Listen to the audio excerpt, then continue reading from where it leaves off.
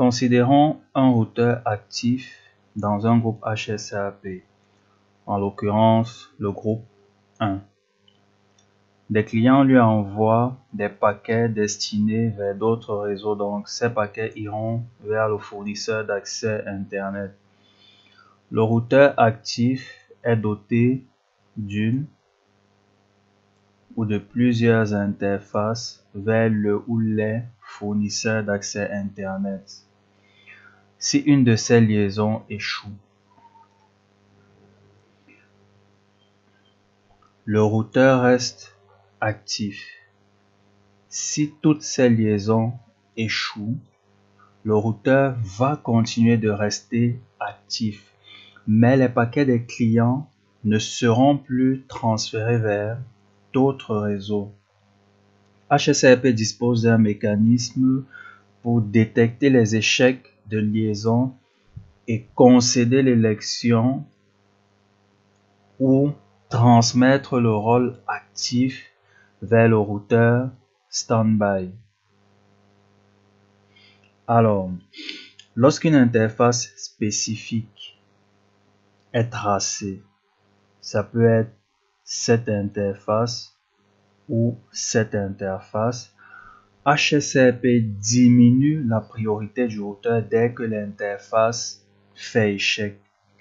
Si plus d'une interface est tracée, c'est-à-dire ces deux interfaces tracées en même temps, la priorité est réduite davantage avec le nombre d'interfaces ayant fait échec.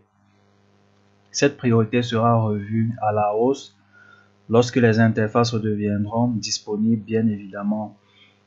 Il est assez simple de configurer le traçage des interfaces ou le tracking des interfaces grâce à la commande suivante. Alors, par défaut, la decrement value, cette valeur pour une interface est de 10.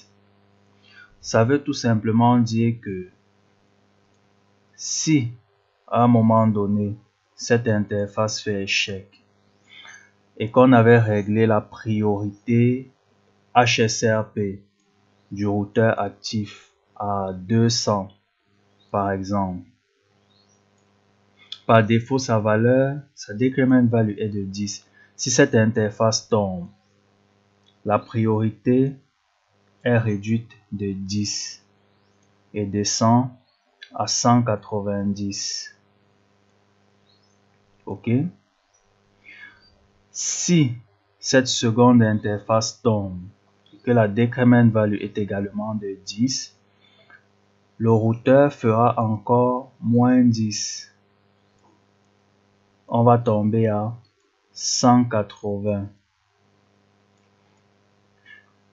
Et de façon intelligente, bien entendu, on a réglé notre priorité ici à 185 par exemple. Ça veut tout simplement dire que lorsque les deux interfaces tombent, la priorité de ce routeur tombe à 180. Logiquement, ce routeur qui est à 185 prend le rôle de routeur actif. Bien entendu, ici, pour qu'il prenne ce rôle de routeur actif, sa priorité doit être la plus élevée de 1. Et en 2, on doit avoir configuré la préemption. C'est ce que ça veut dire en fait. Donc, il faut garder à l'esprit que pour qu'un autre routeur, en l'occurrence ce routeur, devienne routeur actif lorsque l'on configure le traçage ou le tracking de l'interface, deux conditions doivent être respectées. Avoir une priorité plus haute ou alors une nouvelle priorité plus haute et utiliser la préemption. Sans préemption configurée, le routeur de rôle actif ne peut être pris par le routeur de secours.